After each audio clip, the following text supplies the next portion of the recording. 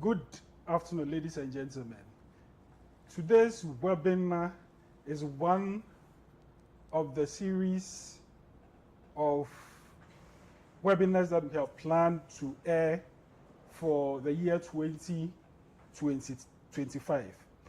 When it comes to reports, statistics, information, literature on financial literacy, it doesn't appear to favor Africa and Ghana at all. According to reports by Standard & Poor's, only 32% of Ghanaians are considered financially literate, meaning that a staggering 58% of the population lack basic financial knowledge. This issue is compounded by the broader challenges of financial exclusion in this country. Research has also shown that even among those who claim to have high knowledge in personal finance, only a few are able to answer questions about fundamental financial concerns correctly. Today, we are fortunate to have a resource person for this webinar who is a seasoned financial consultant with over 20 years of experience. She empowers individuals, families, and institutions to achieve their financial goals. She provides personalized financial planning, investment strategies, and expert advice on wealth creation, management, and transfer. She has credentials from CISI in UK, ACCA in UK. She also has a doctorate degree in business administration, specializing in wealth management. She guides clients through tailored financial solutions. She serves on various boards, including the African Collaborative Fund, that is ACF, that's USA, Alpha Beta School, and COCOBOD Pension and Provident Funds. And she also contributes to conversations within Ghana's finance and investment landscape. Ladies and gentlemen, I have the pleasure to introduce to you Dr. Suzy Aku Populampo as the resource person and the speaker for this session. Thank you very much, Madam. Thank you very much, Mr. Akwa, and thank you for the opportunity to engage with your members on matters that sit very close to all of us, our hearts. That's money matters. And the reason why a number of us go to school, get out of work, and get employed, and begin to enjoy some earnings on a regular basis. So you are right about the levels of financial literacy, especially in our part of the world. Something that many of us brush aside, that, oh, it's not important, it's not for me, it's for someone else. But year in, year out, it's becoming very important for many of us to begin to appreciate some levels where financial literacy is concerned. I usually like to share some motivational quotes when I begin to engage, for us all to know that a lot of things are not starting with us. It's been dated many years ago and has been tested and has worked for many. One of my favorite investment bankers, Warren Buffett, said that we do not save what is left after spending, but spend what is left after saving. And it's interesting to know that many of us do the opposite, that we want to save after spending. And we all know how the masses, that usually there is nothing left for that. I would like to pose a question here, and I wish we were in the classroom so that I can walk around and get some live responses. But please drop your responses in the chat room, especially those of us who are in the Zoom meeting room, or even on social media, Facebook, wherever you are. Drop your responses, we'll pick them up and work on them. How many of us have 6 months savings? How many of us have 6 months savings? If you have, say yes. If you don't, just say no wherever you are on the platform. And 6 months savings is your take home. So assuming your take home is 5,000 cedis every month. So the question I'm asking is, how many of us have 30,000 stuck somewhere as an emergency fund? That's the question I'm asking you. If your answer is no, you have been in the field for so many years. You know how many years you have served as a teacher. And you know how many more years you have to serve as a teacher. This is what I want you to challenge yourself with in the next 2 years or 3 years or 4 years. Do what is comfortable with you. Try and squeeze and put away up to 25% of your monthly salary over the next 2 years. So if your take home is 5,000, 25% of that is 1,250. I'm sure the math teachers are helping me here. So 1,250 over 2 years, that is 24 months. You should have your 6 month salary. I know 25% is a stretch. So we can reduce it by stretching this over 3 years. When you do this, you do it for yourself. You don't do it for anyone. Because what we must realize in life is that life happens. Anything can happen and you'll be out of job. It's not as if as teachers, our income is guaranteed until we go on pension. Anything can happen.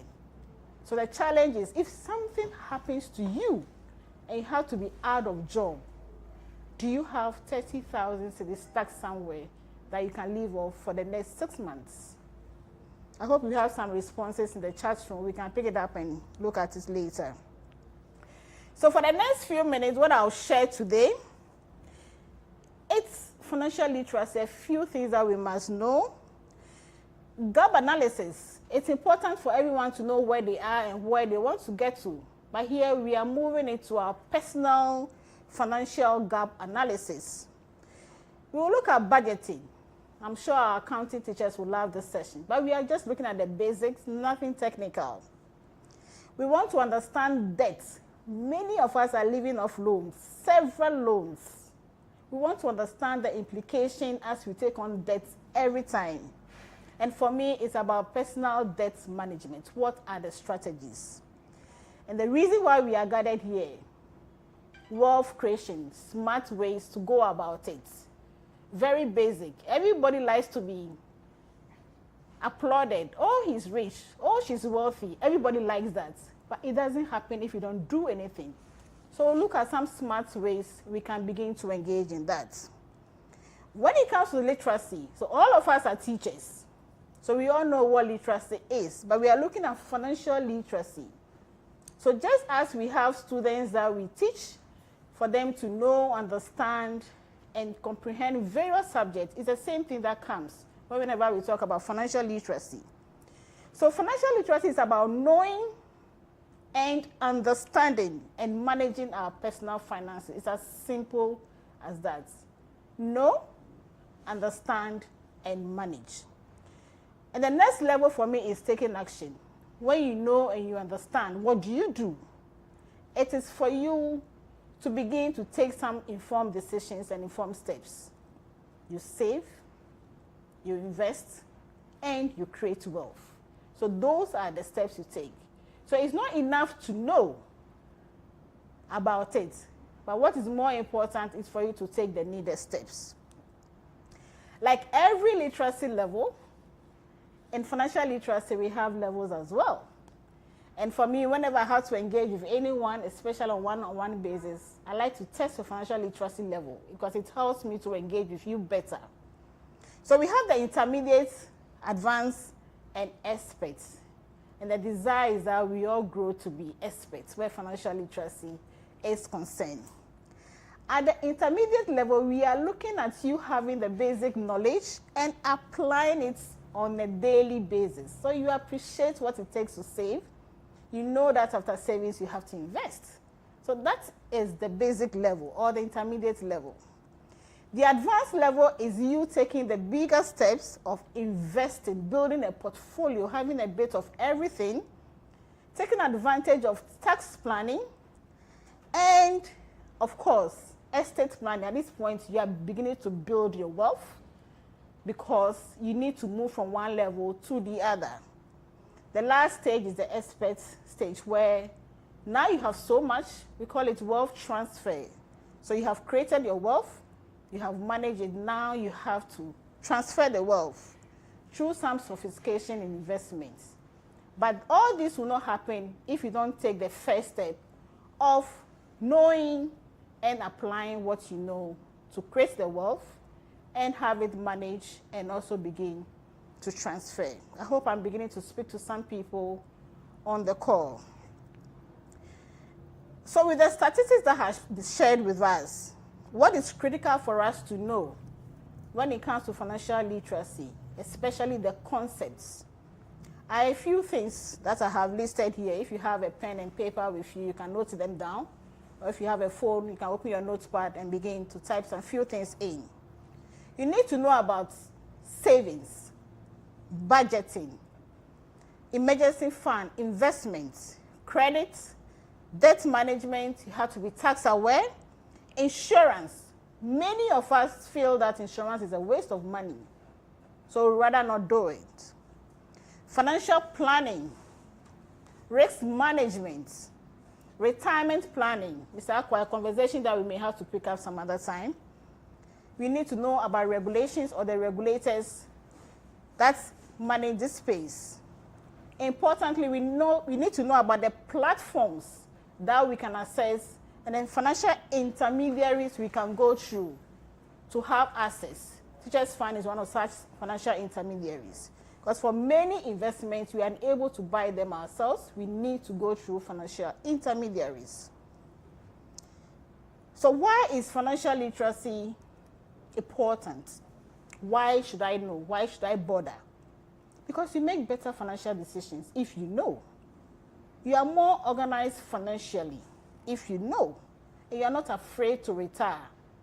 Many of us are so afraid to retire, so that begins to bother us a lot. We have a better sense of our financial and investment situations. We achieve our financial objectives through financial planning. We always remain motivated and positive. We are not afraid to die, because many of us feel once we go on pension, we are dying. No. And we do that because we don't know our financial situations. We are not going to live and be a burden on our children, because it is what we all say. When we go on pension, our children should take care of us, but that is not what it should be. We shouldn't live off our children when we retire. So, Mr. Akwa, largely this is the background where financial literacy is concerned and why it is important for us all not to take it for granted, but to begin to appreciate it and take the needed steps. Now let me move to what I call personal financial gap analysis.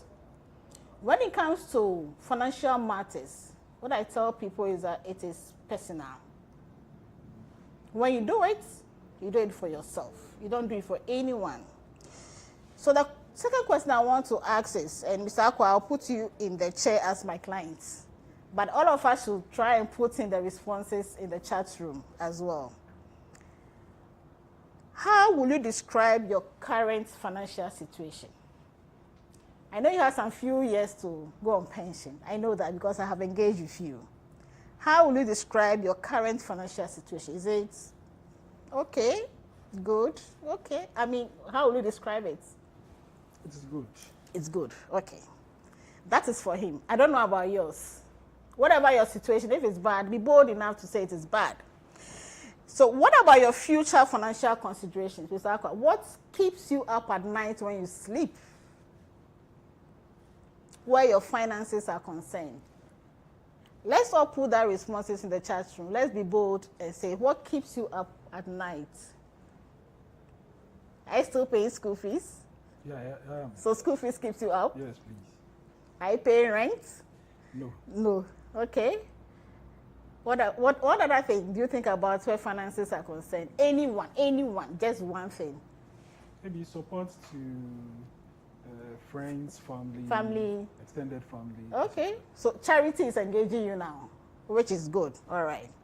So this is a test that we all have to complete when we go home. So usually when it comes to current financial situation, these are the areas of concern.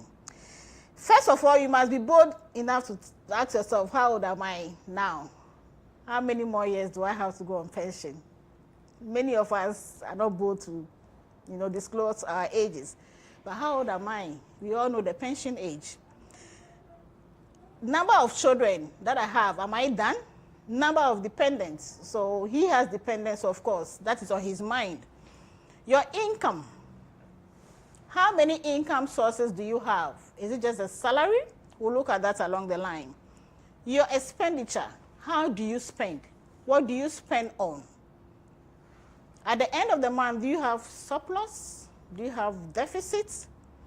What financial assets do you have now as we speak? Short, medium, long term. What do you have? What physical assets do you have? Land, property, anything. Liabilities. How many loans are we living off? Who do we owe? Do we have any investments? Do we have access to investment platforms? Do we have insurance? For many of us, do we have securities or protection? And at this point, I want to talk about will. How many of us have considered having a will? Because once you begin to gather something, you need to think about will as well. And when it comes to future consideration, so we've looked at the current situation. That is you answering those questions. So the future considerations. What is your retirement age? Yeah, it's 60. But are you going to teach till you're 60? Or you want to retire before 60? What level of income do you want to retire on? That is something you have to determine yourself. It's your retirement. Pension is one, retirement is something else. What level of income do you want to retire on? What retirement lifestyle do you want to have when you go on retirement? What family protections do you have, i.e. over critical illness or anything for life cover? Education planning for kids. Even if you don't have, you will have to be looking after others. So education planning. Do you have anything to preserve the wealth you have currently created? And finally, is pension assets. It's important for us to understand pensions, pension sources, pension assets. How many do we have? How many can we access?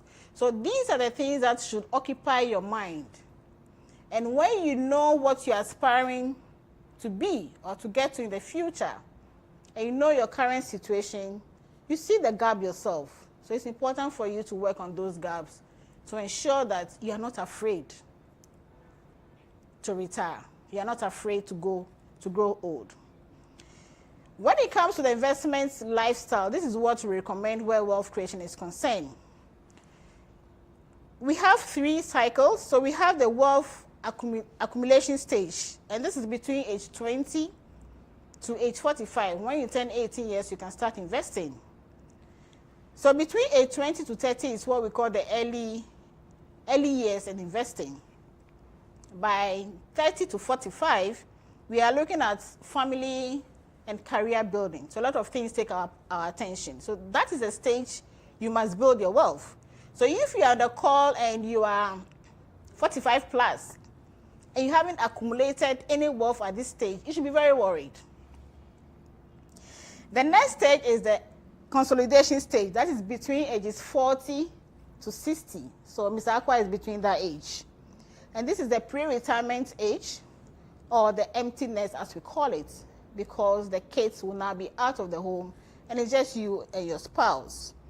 So this is not the age for you to begin to accumulate. It is the age for you to consolidate. Then the spending age is post 60 years. So it is not when we are approaching retirement or pension that we begin to build our wealth. At that stage, you have to be thinking about spending. So that is the life cycle that I want to share with all of us so that we know where we are and what we need to do so that we avoid surprises. Now, let's look at budgeting, because with all of this, it has to do with how much we are getting in terms of inflows and how we are spending. When it comes to our finances, if we don't budget, we surprise ourselves. So personal budget is simply a plan on how your resources should be spent based on your inflows. It's as simple as that. How do I spend what I get? So the first step is to identify your income and expenditure pattern. When it comes to income, the recommendation is that we all have a minimum of 4 sources of income. So the first is our active income, the rest are passive income. So active is our regular income. So we are teachers, so salaries is our active income. Passive is anything we do on the side which will not conflict with our active job. That could also bring us some form of income on a regular basis. Once you're able to identify your income sources, now you move to your expenditure. What am I spending on? How am I spending? Are they needs or wants? What can I stop spending on and nothing will happen to me? Then you do the maths, you do the subtraction, and you see your own accounts. Am I in deficit or do I have surplus? So when you have surplus, the question is, what are you using your surplus for? You don't just leave your surplus living on your accounts. The accountant will tell you have to spend the money, you have to put it somewhere. And when you have deficits, the question is, how are you financing the deficits? Anytime our Minister of Finance read the budget, they tell us there's a budget deficit. So the question is, how would the deficit be financed? So for us as teachers, are we taking more loans to finance our deficits? So these are questions you have to answer for yourself. So let's look at why budgeting is important, so that we don't just brush it away that I don't have to do it. Budgeting helps us in financial decisions, i.e. in setting our financial goals. It helps us to track our inflows and outflows. So the recommendation is that you spend about 60% of your inflows linked to fixed assets. Anything that can help you get something on top of your spending, because some spending are good and a lot are bad. So we call them positive and negative spending. So the idea is spend more on things that are positive so that you can get something out of it. Then of course there are variable costs. I mean, there are things that comes along the way that we really don't have control over. So that is 20%. And then the other 20 is largely discretionary expenses. Yeah, every now and then you want to feel, yeah, it's me, I have money, let me spend something. So the recommendation is spend more on things that can increase your net worth. When we know about budgeting, it helps us to achieve our financial stability. So my dear friends on the call this afternoon, try to spend some time and pen down your inflows. You know what you do and where you get money from, in addition to your salary. And also try to list your expenses and see what you can begin to take out. So I have to take some water. I'm going to my water. Let's look at personal debt management. How will you define personal debt? This is another question that I wish I was in the classroom to go around. Personal debt management. So debt is simply money borrowed and a promise to pay back. It's not free. Whether it is interest-free or has interest, you have to pay it back. So what makes it personal is our personal use of the credit for our personal needs. That is why it is called personal debt. So as teachers, we raise a lot of credits or we raise a lot of debts for one reason or the other. And I have tried to group them as debt to finance large purchases, so land, home, cars, etc., to cover unexpected expenses. So we have medicals, car maintenance, family support. And we also take debt or credit to fund education for ourselves or for our kids or extended family members, or to start some business. Another reason for taking debt is to consolidate your debt. So you want to move out of high-paying debt and begin to get into spaces where your interests are not above board. So personal debt management is the process of managing and paying off our debts. It's as simple as that.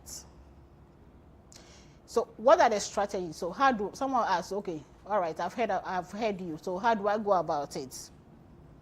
The aim here is to reduce your financial stress and ensure peace of mind at all times. So when you manage your debts, you do it for yourself to reduce your financial stress. You manage your debt by tracking and keeping records of your debts. I'm sure many of us have taken credits, have taken debts, and sometimes we even forget we owe. It's important that we budget for our repayments, because we have all sorts of debts, and if we don't budget for the repayments, the surprises get to us so badly. I mentioned earlier on, what is very important is that we get off debts that have very high interest. Many of us are not aware of the frequencies when it comes to debt. So we take a facility and then you are supposed to pay back every day. And we are excited that, oh, the amount we have to pay back every day is not a big deal, so we can. But the higher the frequency of your debt, the more expensive that debt is. So let's avoid taking debts that the frequencies are beyond 12 months. Yeah, once a month, the best is to take something that you pay once every 6 months or every 12 months. But when it is weekly, it becomes very expensive. It's important that we keep our creditors updated on our current situations. Let's not run away from our debts. If your situation changes and you can't afford to pay back your debts, let your creditors know. Because you need to build that trust so that it's easy for you to take more. Let's remember that whenever we take on debt, our net worth reduces because we are building more liabilities. That is all it means. And we increase our monthly outlays because once you take the debt, you have to pay back. So your monthly outlays also increases. Do we have any questions dropping in the chat room up to this point? We can take all of them. No. Okay. Please continue. All right, but let's know that we are free to drop questions so that we can pick them up when we are done. My very last point to share before we go into the conversations where questions are concerned is wealth creation. So now we have an understanding of financial literacy. We have gone through what gap analysis is. We have gone through appreciating our debt and why it is not a good thing to take on more debt and what we can do to manage the debts that we already have. Now let's look at wealth creation in the smart ways that we can take. So building wealth is a combination of financial literacy and, for me, discipline and patience. If you're not disciplined, you can't create wealth. If we go back to ask the rich and the wealthy how long it took them to get to where they are, we will all know that it didn't take 24 hours. So we have to be very patient when it comes to building wealth for ourselves. So the approach is to start early. Earlier on, I mentioned that once you are 18 years, you can start investing. because you have your Ghana card, you can open a bank account, you have a sound mind, so you can take decisions. So let's start early. If many of us missed out on starting early, let's get our kids to start early. When you start early, what happens is that you are able to manage the surprises that comes along the way, because you have a lot of time to correct any mishap along the way. The idea is for you to build a portfolio, to have a bit of everything. So that is diversification. You don't put all your eggs in one basket, so you have a bit of this, you have a bit of that. So you have to diversify. For me, I mentioned investment platform earlier on. Nothing is cheap when it comes to investment. Find low cost of entry and exit. So find investment solutions that it's very easy for you to go, it's not expensive for you to enter, and then when you want to redeem or exit, it's also not expensive. And as you build a lot of wealth, tax comes in. So be creative to find solutions that you can avoid paying so much tax where your investment returns are concerned. So the journey starts with saving, you move to investment, and then you create wealth. So if you don't save, if you don't have anything, you can't begin to think about investment. For a lot of investment, there's an entry level, there's an amount you have to start with. So you have to build that discipline of saving through investments, and you create. But if you don't invest, you can't create wealth. If you want to create wealth, you need to invest, and you have to go back to saving. The point I want to stress here is that we must make our monies work for us. That is why we don't have to hold the money in savings. We need to move it into investments. We are always working so hard. As teachers, we are in the classroom throughout. It's important that as we work hard and earn our salaries, we also put money aside so that the monies will also work hard and make more money for us. So investing starts with little drops, because many of us say that, okay, I don't have a lot of money, I'll wait to get a lot of it before I start. So the idea is to start with little drops and through a culture of consistent savings. You don't start and stop. You have to be consistent. It has to do with the amount, it has to do with the frequency. So consistency, and for me, is persistence. Because sometimes, very easily we say, okay, I won't do it this month, I'll do it next month. I won't do it the next 3 months, I'll wait till 6 months. No. Once you start and the plan is to do it every month, please stay at that. Investing starts with age. When it comes to investment advice, so your age is very, very important. Investment recommendation I'll give Mr. Aqua at his age will not be the same with you. If you are in your 20s, you're in your 30s or 40s, it will be different. Investment is built on investment objectives. You must have a reason why you want to do what you want to do. And for me, it's either about preserving what you have, growing what you have, or investing in such a way that you have regular income. Okay, every quarter you pay school fees for your kids. So you want something that will allow you to get some money every 3 months so that you use that to pay school fees. So you must have objectives. It could be a combination of all of them. The bigger thing for me there is your attitude on life. Too many of us feel we'll die very early. So it's not a big deal. We don't have to save too much for life. No. You can live to 100 years if you have a positive attitude to life. So if you are using 4 decades to teach, why do you feel that after 60 years you can't live for another 4 decades? So if you know whilst you are working and the money you were getting, within the 4 decades it wasn't enough for you, then you need a bigger plan to ensure that 4 decades when you go on pension, you'll still be okay. I tell people that once you move your money from your current or savings account to an investment account, you are taking risk. It is not free. It is because of the risk that you make some reward or you get some return. So let's understand risk. Let's not be afraid to invest because we don't like risk. What we need to know is what do we do or how can we manage the risk with that particular investment solution.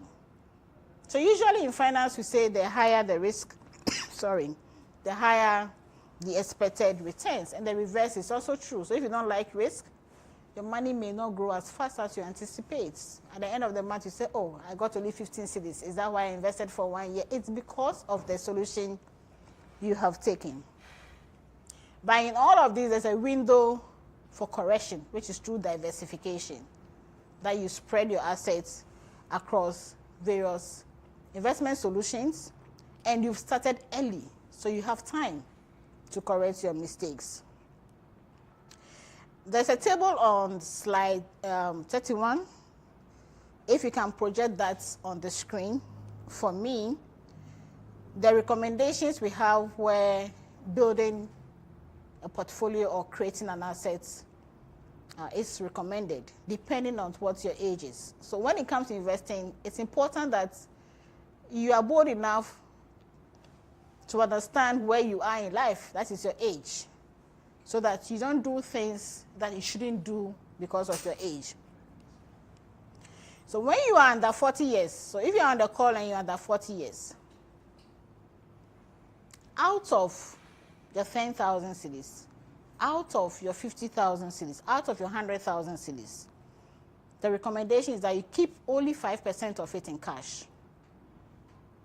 That you buy into some fixed income instruments such as bonds, 25% of that, and 45% you should engage on the stock market. That's domestic shares, because there's a lot of money on the stock market through dividends and what we call capital gains.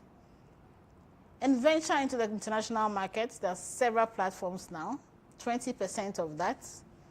And we have something we call the private equity, which is investing directly into the economy, 5%. Property, 5%. But most of the time we do the opposite. We put all our monies in properties and we don't have cash.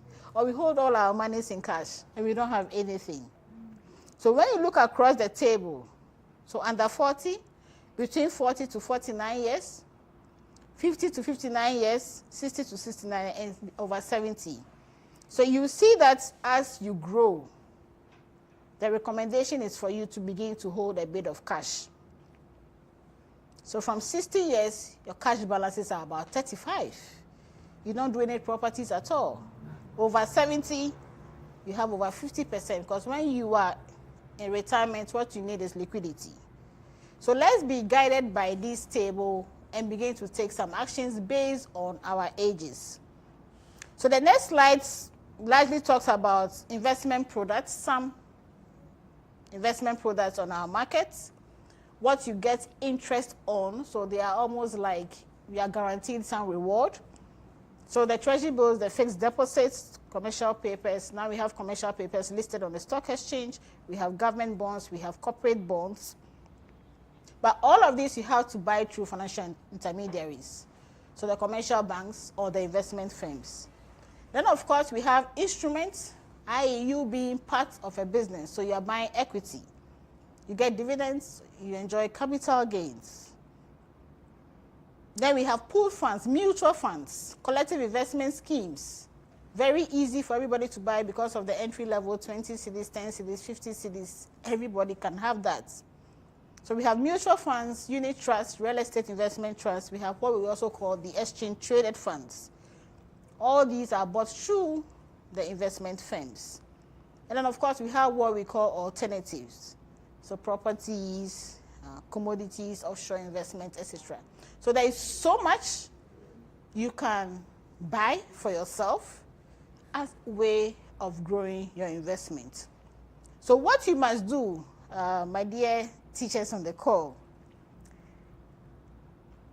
understand the type of loan you are taking. and the type of interest that is applicable to the loan. As I mentioned earlier on, frequency is what determines the price of the loan. When you are paying back so frequently, ask yourself, what is the actual interest I am paying? Compute your personal debt to income ratio. So at the end of the month, your take home, what percentage of it are you using to pay back loans? So your take home is 5,000, and you're using 2,500 to pay back loans. You should ask yourself very serious questions. Have an emergency fund, something I shared earlier on. And for you to be disciplined, please automate your investment. Don't do it arbitrarily. So standing order, now we have our phones, very easy to put a standing order where your investment is concerned. And let's avoid lifestyle inflation. Because of COLA, so now you have a bit more in terms of salary, so everything about you must change. You are spending more. Let's avoid lifestyle inflation. What you must also do is to invest in yourself to increase your earnings potential. So you join with a first degree, nothing stops you from getting your master's, nothing stops you from getting your PhD. Invest in yourself and get more in terms of your earnings. As I said, have passive income, because your active income alone is not sufficient.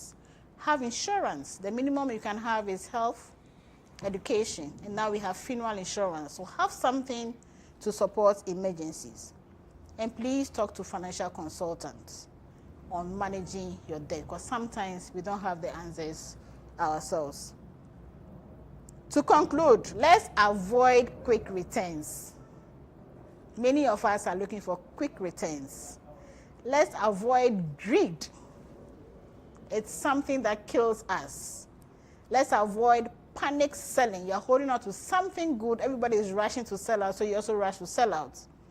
And let's avoid chasing performance. That the investment solution is giving 10% every week, so that is what you want to go for. Let's stop saying that I don't earn enough, so I cannot invest. My salary does not take me home, so I cannot invest. I want to build enough balances before I invest. Investment is for the rich. As for you, people and your investment things, don't bring it to me. I hope this has been very useful in terms of creating the needed awareness that is required for you to begin to do something for yourself.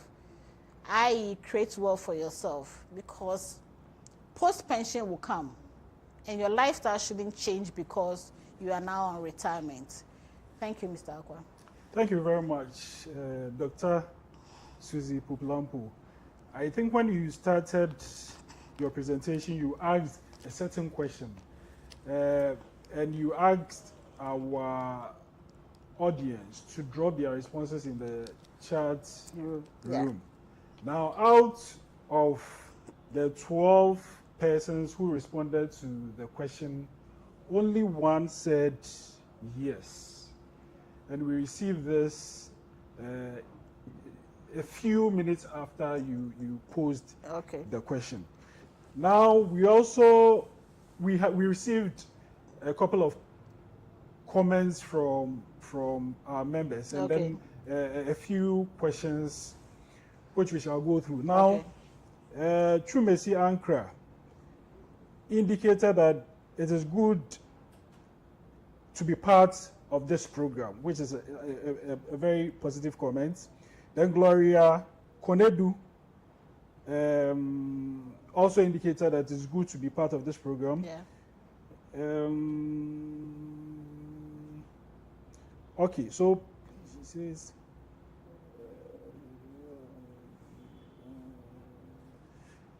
and then we have someone saying thank you for this program. Okay. Someone is reminding everybody to perhaps go back to the YouTube recording and then listen and watch. A comment from one of our teachers says, great work done. We are watching keenly and enjoying. Okay. Good to be part of this program.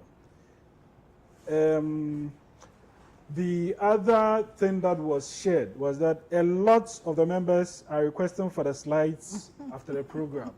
So, Madam, I think that we would have to make the slides available to our members. Okay. Yaira Bukari says, great work. We are watching keenly and enjoying. Someone called Stephen Adumakun also says that we hope to get the slides subsequently.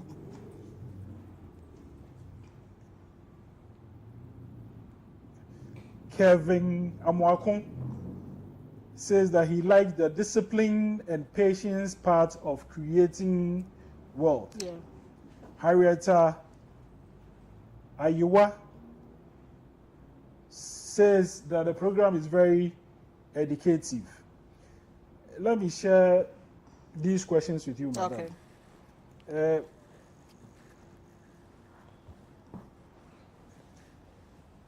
Mrs. Tina Brown is asking the following question. Some people may not have the cash in their savings accounts, but they have them at sources that will yield at the end. Please, what is your take on this? I wish you was bold enough to declare your sources, because your cash must sit in something. So is it an investment? Is it a loan you have given to someone that you are expecting they will pay you back with some interest? It must be in something. So when it comes to allocating your cash, risk, it's very, very important. You are doing what you are doing because you want to enhance what you have. So the question is, how certain are you that the money will come back and come back with the needed reward? My last two slides, one of them is on the regulators.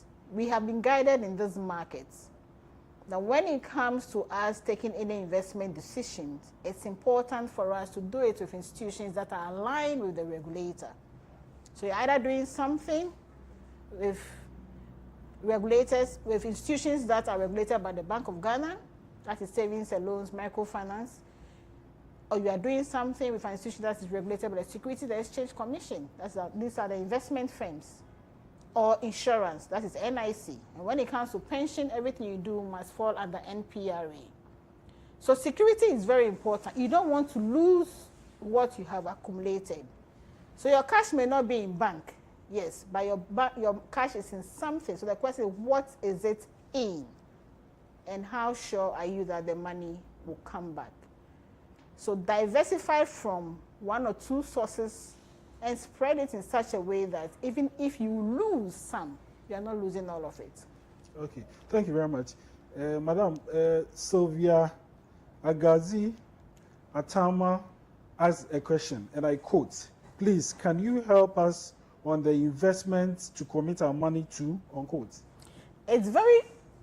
It's a very difficult question, because when it comes to investment recommendation, we don't do it on a mass level. Remember what I said about age? Yes. And what I said about investment being personal. So what is good for you may not be good for someone else. So when it comes to investments, it's important for the advisor to understand your current situation, what you have, how much you have, how regularly you can do it, and what your risk appetite is, and what are your objectives for doing that. And it is based on that a recommendation is made. But on the flat surface, we usually don't say, okay, go and buy this, go and buy that. That we don't do. So it's important that you visit any of the finance houses, sit with them, let them know what you want to do, how much you have, and then they will guide you. That's the way we go about it. Okay, thank you. One Mr. Koka Abima Lionel asks this question, and I'm quoting again: having saving, which is easily accessible is difficult to do. So, for one to rely on secondary parties such as mutual fund and tier 3 to save, is that good to do, unquote? Well, I'm not sure I get the question well. So savings is not investment. Savings is just building up your cash. When you save, most of the time you don't earn too much. We know the savings rates in Ghana. You must have enough money to get 5% on your savings. So a lot of the time when your money is in your savings account at the bank, you don't earn that much.